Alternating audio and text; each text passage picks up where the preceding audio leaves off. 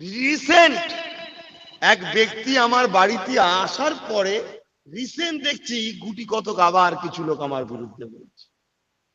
Recent এটা একটা ব্যক্তি আসার পরে কেন যারা করছে তারাই বিগত কিন্তু ওই ব্যক্তিটার গুণগান গেয়েছিল, তারাই ওই ব্যক্তিটার পিছনে ছুটেছিল।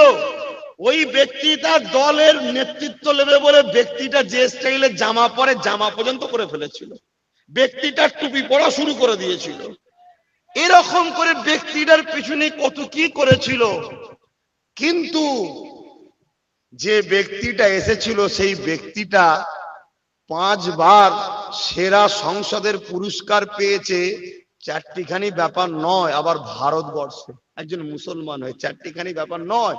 তাহলে আল্লাহ যথেষ্ট জ্ঞান বুদ্ধি এলেম সাহায্য আছে না নাই? অতএব এই চিটিংবাজ গুলোকে চিনতে পেরেছে, চিনে এদের গুরুত্ব না দিয়ে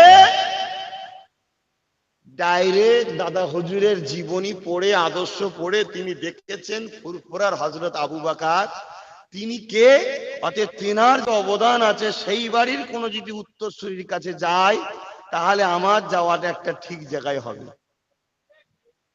অতএব তিনি অদ্ভুত থেকে চিনতে পেরেছে, কিন্তু এই হিংসুক গুটি কত এখান থেকে চিনতে পারছে না।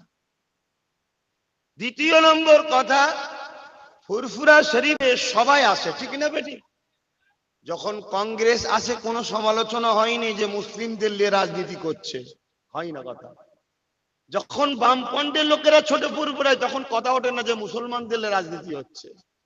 যখন টিএমসি আমাদের ঘরে ঘরে ঘুরেছে, মমতা বাড়ি বাড়ি বাড়ি বাচ্চাদের কোলে নিয়েছে, আমাদের বাচ্চাদের কোলে নিয়েছে, তখন বলা হয়নি যে মুসলিম তুসনের রাজনীতি করছেন মুসলমানদের নিয়ে।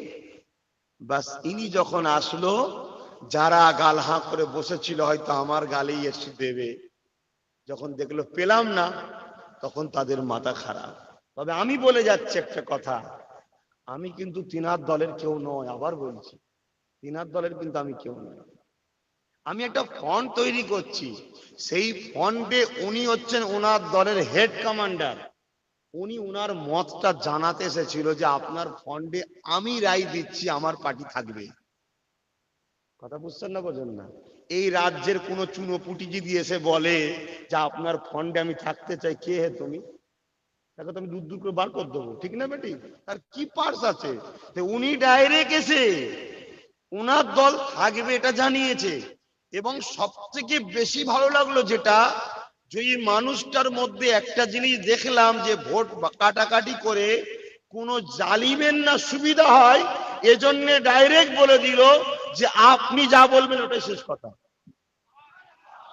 এ থেকে বুঝে গেল যে উনিও চাই না ভোট কাটাকাটি হোক, কিন্তু আজকে সমাজের কিছু হিংসুক অভদ্র তিনি বলছে উনি এসে ভোট কাটাকাটি করছে, বলছে না? বলে কত বড় নোংরাইরা।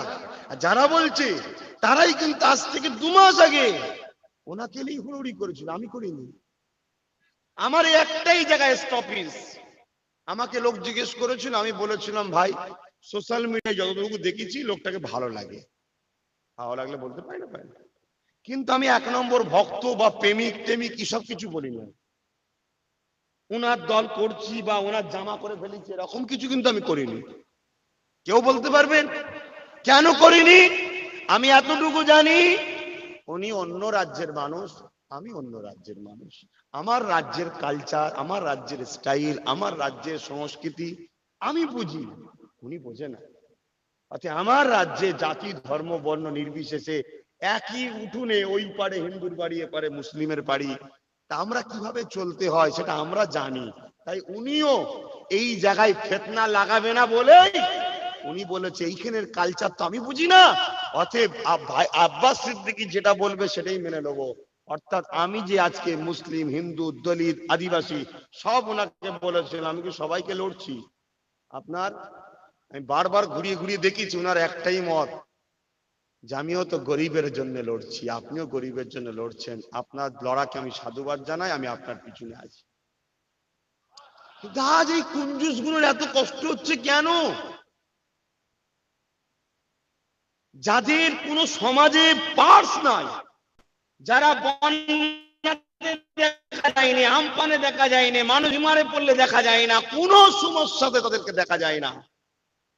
তারা আজকে সমাজের মধ্যে হঠাৎ করে প্রচার করতে লেগেছে আব্বাস সিদ্দিকী মুসলিমদের নিয়ে করছে। ভাই আমার কোনোদিন শুনেছেন আমি মুসলিমদের নিয়ে করছি? আমার সঙ্গে আদিবাসীরা বসে মিটিং করছে, দলিতরা করছে, আদি সবাই করছে। আর যে ব্যক্তিটা এসেছিল সেই ব্যক্তিটা বর্তমান ভারতবর্ষের 5 জনের মধ্যে একটা ব্যক্তি রাজনীতির জগতে, ঠিক না বেঠিক? সেই ব্যক্তি যখন আসবে স্বাভাবিক তো ন্যাশনাল সবাই ছুটবে নাকি? বাকি যারা এসছে তারাও অন্য ধর্মের লোক আমার কাছে আসছে না, আসেন আমার কাছে বামের লোক এসেছে, কংগ্রেসের লোক এসেছে, টিএমসির জন্য কি আমি বলেছি দরজা বন্ধ? তাকেও তো বলেছি আসুন না, আসুন না। কিন্তু সে যদি অন্য জায়গায় বাঁধা হয়ে থাকে, দিল্লি থেকে যদি তাকে কেউ বলে রাখে তুই যাবি না, জেলে ভরে দেবো, আমি কি করতে পারি? কথা বুঝছেন না, বোঝেন না? কিন্তু আমি কি একবারও বলেছি আসবেন না? আমি বলেছি ভাই সব জায়গায়, কিন্তু প্রথমে ইনার কথাই বলেছিলাম যে আপনি আসেন, আসেন এক জায়গায় বসে আলোচনা করি, আসেন আসেন আসেন। একটা গোপন খবর তোমাদের বলে যাই, কিছু কিছু মুসলিমদের মধ্যে মুনাফেক আছে না নাই? এই মুনাফেক গুলো বর্তমান নেত্রীর মাথায় বুদ্ধি দিয়েছিল যে আব্বাস সিদ্দিকী যত হুড়োহুড়ি করছে করতে দেন, করতে দেন, ঠিক সময় এলে আব্বাস সিদ্দিকীর বিরুদ্ধে ওআইসিকে নামাবো। এই খবরটা আমার কাছে গোপন একদম পুরো আইবি থেকে চলে এসেছে। যখনই চলে এসেছে আমি মনে করি সর্বনাশ। স্বাভাবিক ভাই, উনি আমি পীরের আওলাদ, ঠিক আছে, আমি কোনদিন রাজনীতি করেছি ভাই, একটা নতুন মানুষ। আর ইনি দীর্ঘ 50 বছর রাজনীতি করেন, বাপ করেছে, দাদু করেছে। ইনি একটা কিন্তু ভালো বাইরের হলো মুখ একটা ফেস চিনা পরিচয় আছে না নাই? তা আমার বিরুদ্ধে যদি ইনি প্রার্থী দেয়, আমি যদি 60,000 ভোট থাকে তাহলে কমসে কম 20,000ও তো কেটে নেবে। এইটাই চেয়েছিল টিএমসির সঙ্গে কিছু দালাল ভেতরে ভেতরে কন্ট্যাক্ট করেছিল যে কোনো চিন্তা করবেন না, ঠিক সময় হলে আইসিকে নিয়ে এসে আব্বাস সিদ্দিকীর বিরুদ্ধে নামিয়ে যেখানে ও দেবে একে দিয়ে দিয়াবো। সেই জায়গাটাই যখন নুনের জোকের মুখে নুন পড়ে গেছে, আমার দিকেই চলে এসেছে, তাহলে আমার বিরুদ্ধে কাউ দিতে পারছে না, তো তাহলে ভোট ভাগ হচ্ছে না, মাথায় বাজ পড়ে গেছে। এই কাজটাকে আমি ভুল করেছি ভাই? আরে বাপ, অনেক কিছু খবর রাখতে হয়।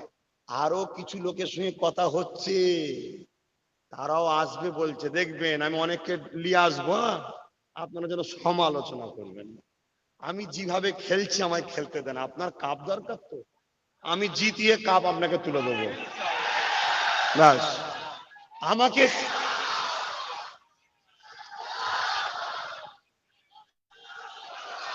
আমাকে আমার মতো করে একটু খেলতে দেন। এতদিন আপনারা অনেককে খেলতে দিয়েছেন, কাউকে 10 বছর খেলতে দিয়েছেন, কাউকে 20 বছর খেলতে দিয়েছেন, কি কাউকে 30 বছর খেলতে দিয়েছেন, কেউ কিন্তু আপনাদের কাপ দেয়নি। কি পিছনে শুধু খরচই করেছেন, সময় দিয়েছেন, হাততালি দিয়ে গেছেন, না খেয়ে মুন চোখ করে বসেছিলেন, অনেক কিছু করেছেন, কাপ কিন্তু কেউ হাতে তুলে দিতে পারেনি। ইনশাআল্লাহ আমার আল্লাহর ভরসায়, নবী পাক সাল্লাল্লাহু আলাইহি ওয়াসাল্লামের কদম মুবারকের ওসিলায়, খাতুনে জান্নাত ফাতেমা তাজ জাহরা হুজুরের দোয়ার ওসিলায়, ইমামে সৈয়দনা হাসান হোসেন হুজুরের ওসিলায়, আমার ইমাম সৈয়দনা আবু বকর সিদ্দিক দাদা হুজুরের ওসিলায়, 5 হুজুরের ওসিলায়, আল্লাহর মাহবুবদের ওসিলায় ইনশাআল্লাহ আপনারা কাপ পাবেন। কথা বুঝে আসছে? সেই জায়গায়